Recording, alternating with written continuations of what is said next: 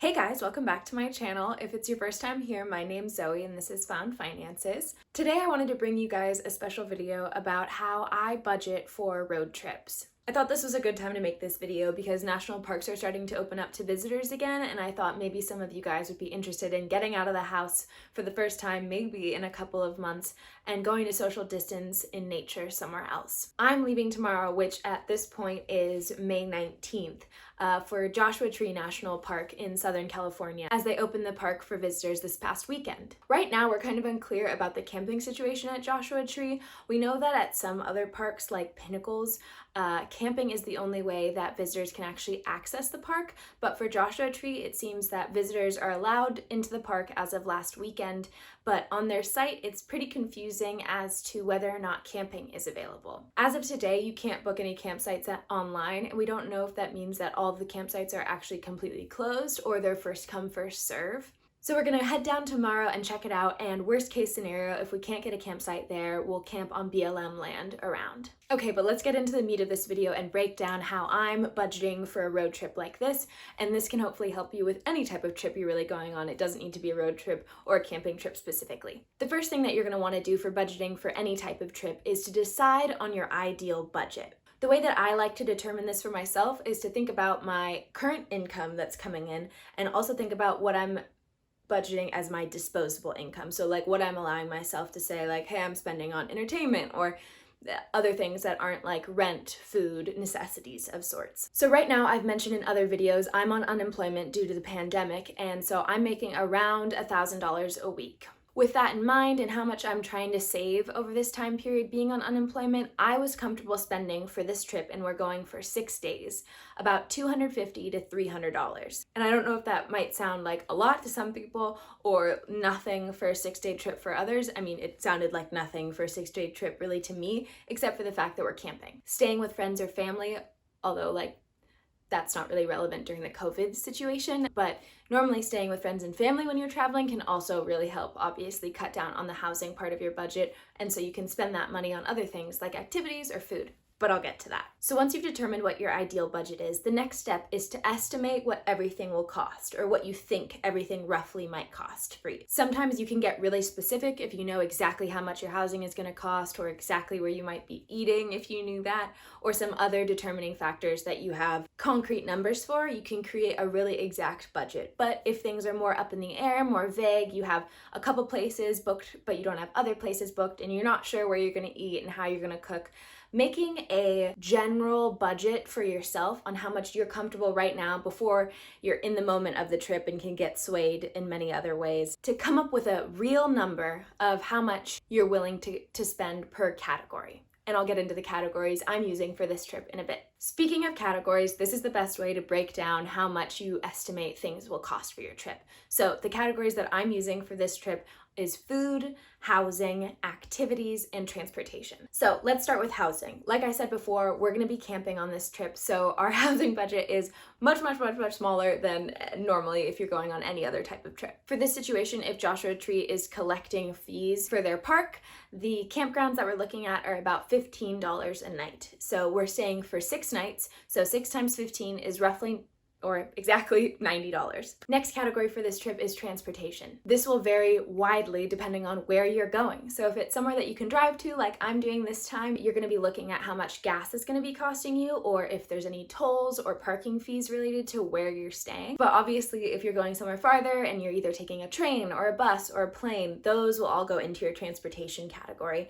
And you can estimate that by looking online at flights or looking at bus tickets, things like that, to give you a good idea of how much you will be spending if you want to go to this place on transportation. So for us, we're driving, and the main cost we're assuming we're going to accrue is only for gas. So a good way to estimate how much it's going to cost you in gas is to roughly think about how much gas is costing right now, which is about $2.93, at least where we are. We know it takes about $40 to fill up our tank, and we know it's about a little over 300 miles for us to get to Joshua Tree, and that our tank roughly gets us a little bit over 300 miles. So with all that data, which can seem daunting, but honestly, I don't know, I enjoy those little number games of like, okay, it's $40 a tank and it gets us this far and we need to get that far, so how much I enjoy that. So doing that math, we've kind of estimated that we'll need about 3 tanks worth of gas for this whole trip. And that could totally change if we wanted to go somewhere else or if it takes longer to get somewhere.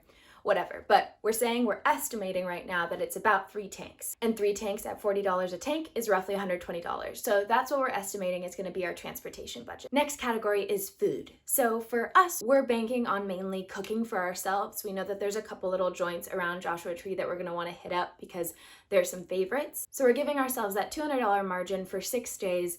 That's going to be kind of a mix of groceries with a few nicer items that we can sip on or easily access while we're camping, as well as a little bit of leeway if we want to go out and get something to go. If you're looking to make a budget for your food spending and you're not going camping and you're going somewhere and you know you're going to be eating out a lot, maybe you don't have access to a kitchen, it's good to think about how much you'd want to spend on average per meal. So how much would you want to be spending on breakfast, lunch, if you want to pick up some snacks at a nearby convenience store, and then what you feel comfortable spending for dinner. If people are interested in me giving them estimates of what's a smart range to stay in while you're traveling per meal, I'm more than happy to do that. So just let me know in the comments below. The last category I mentioned was activities. So for us taking a road trip and camping, we aren't really planning on there being a large activity budget for us. The main thing that would be relevant for us is park entrance fees, but right now Joshua Tree is staffing their entrance booths but aren't charging any entrance fees, which is nice. So we won't actually have to worry about entrance fees, which I would put under the activity category. And then the rest of the activities on our trip are really just going to be hiking and exploring the park. So we're not planning on spending really any money on any other extra activities, especially since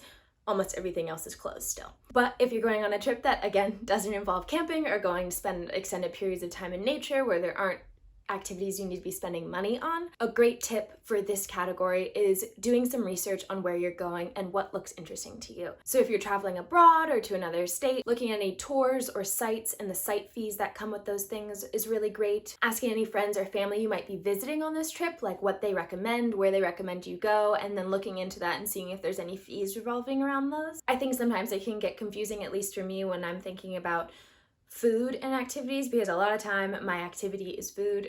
So I usually put whatever I'm spending on food in my food category, even though I might think of that as my outing of the day. I kind of want to keep those things separate. Another thing that can fit under activities is equipment needed for things. So say that we didn't have any camping supplies at all, which thankfully we do, so we don't need to spend money buying those things. But if we didn't have a tent or mattresses or chairs, we'd have to go out and buy those. And I would be putting that under the activities category, as those items are necessary for us to participate in the activity we're traveling to go do. So with all those numbers that I've mentioned to you, I'm splitting that with one other person. So that whole budget came out to $410, and divided by 2, that's around $205. And I mentioned that my budget for this trip ideally is around $250 to $300. So this is great for me. I'm under my budget, and I also have some leeway in case we go over, in case we splurge on a nicer takeout dinner, or there ends up being some park fees, whatever have you. I have some leeway there that I'm not going to feel stressed or anxious or out of control or, oh no, I failed in making this budget because I went over a little bit, which is always a great place to be in. And I highly recommend, if you can, making yourself a little bit under budget so that if you do go a little bit over, you're not immediately panicking. Okay, for the rest of this video, I'm going to take you kind of live as we go grocery shopping, as we go to Joshua Tree, and how these fees and budgeting actually play out in real time. The most important thing is we can see how realistic this budget actually ends up being, whether or not I can stick to it, whether or not I accurately budgeted or I totally miscalculated something and one category is way more expensive or way less expensive than I thought. So I hope you enjoy, and let's get into it. All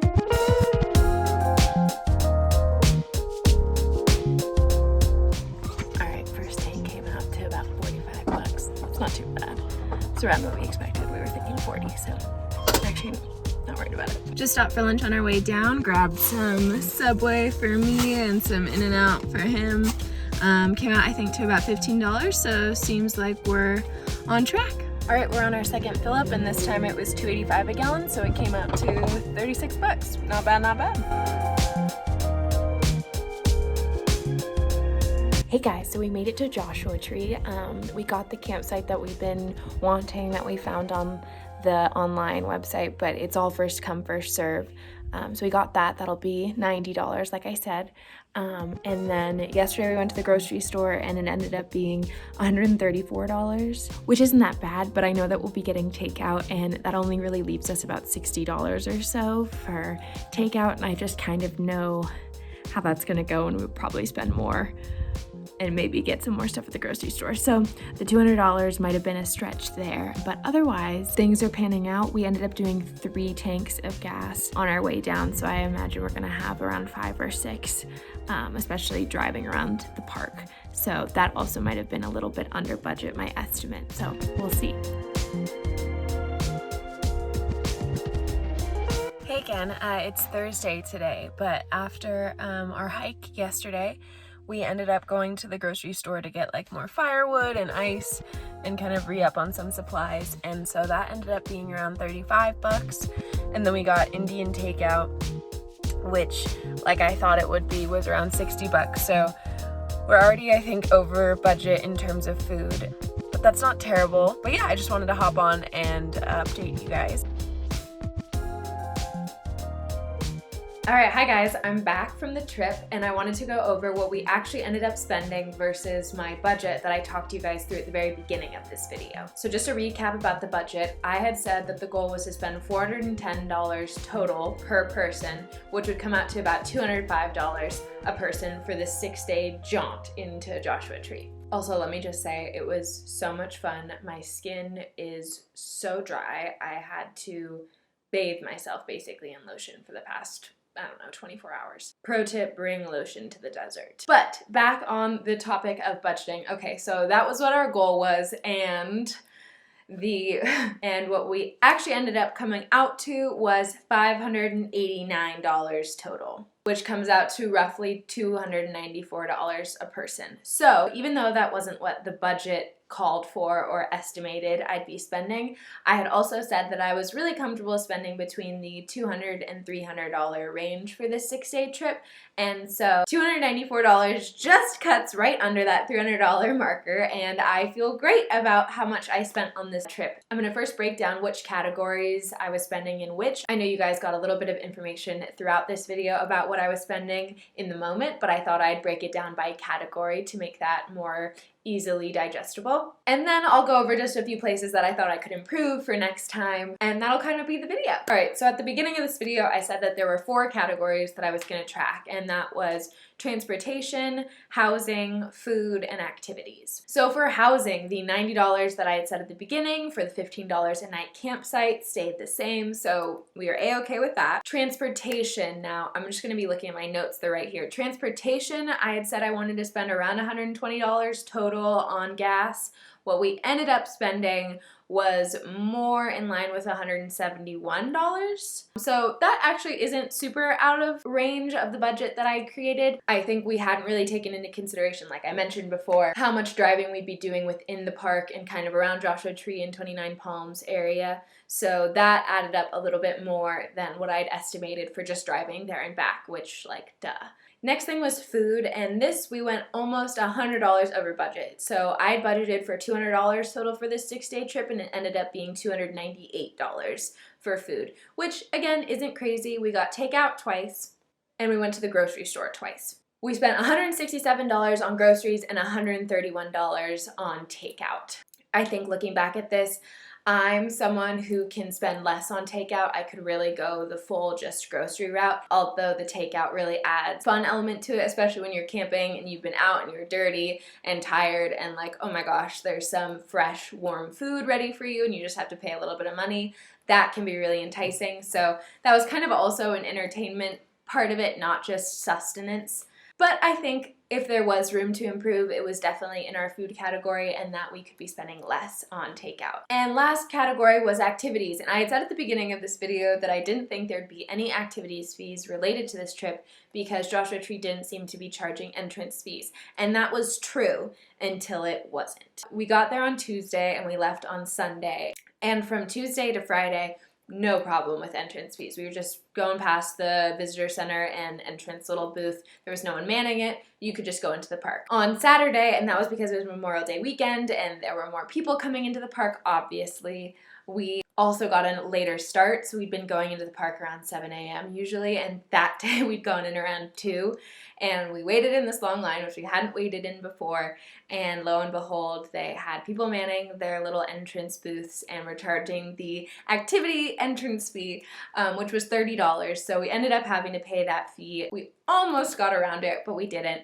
So that was actually an added charge that I wasn't anticipating in this, and so that also kind of put us above the budget I had set, but still in the okay spending range that I was comfortable with going into it. So yeah, that was my trip to Joshua Tree, how I budgeted for a road trip, and you could apply this to any type of trip, any type of road trip. It doesn't need to be to Joshua Tree, obviously. It can help in relevance if you are camping, but you can still transfer this system to any type of travel you might do.